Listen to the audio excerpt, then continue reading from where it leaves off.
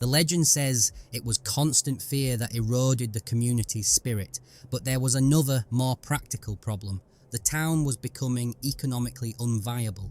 The breaking point wasn't a single event, but a slow, agonising realisation. Whether it was fear of a monster or the fear of economic ruin, they couldn't stay. The decision to leave was an act of survival. The abandonment of Portlock, which culminated around 1950, wasn't so much an organised evacuation as a gradual flight. Families packed what they could and left behind their homes and the lives they had built. The stories describe a town emptying out, with some families so terrified they wouldn't spend another night in that place. The post office, the heart of any small American town, officially closed its doors for good in 1951, the final admission that Portlock was dead. The people scattered, most moving to the nearby villages of Nanwalek and Port Graham, carrying their traumatic stories with them. They left behind a ghost town, a collection of empty buildings left to the mercy of the harsh Alaskan weather. They left it all to the forest and the legends it held. For 70 years, Portlock has remained a ghost town,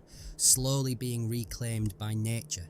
It has become a place of legend, a dark tourism spot for the brave, and the subject of intense debate, what really drove an entire town to flee. While the legend of the Nanti Nak is the most dramatic explanation, it's not the only one. The most practical theory is economic.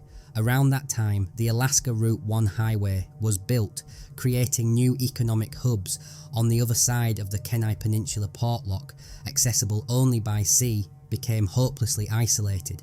Many argue that residents simply left for better jobs and easier lives, and the monster story was a colourful legend that grew over time to explain the abandonment. This sceptical view is bolstered by the lack of official records. Researchers who have combed through archives have found almost nothing to back up the claims of dozens of murders or mutilated bodies. Some accounts from former residents even contradict the monster narrative. One descendant claimed her own cousin invented the story of the Nanti Nak because she got tired of outsiders asking why the town was abandoned. Could the story of a killer Bigfoot have been fabricated or exaggerated? Or, as some have theorised, could Portlock have been home to a human serial killer, with the Nanti Nak being a convenient scapegoat for crimes too horrific for the community to face?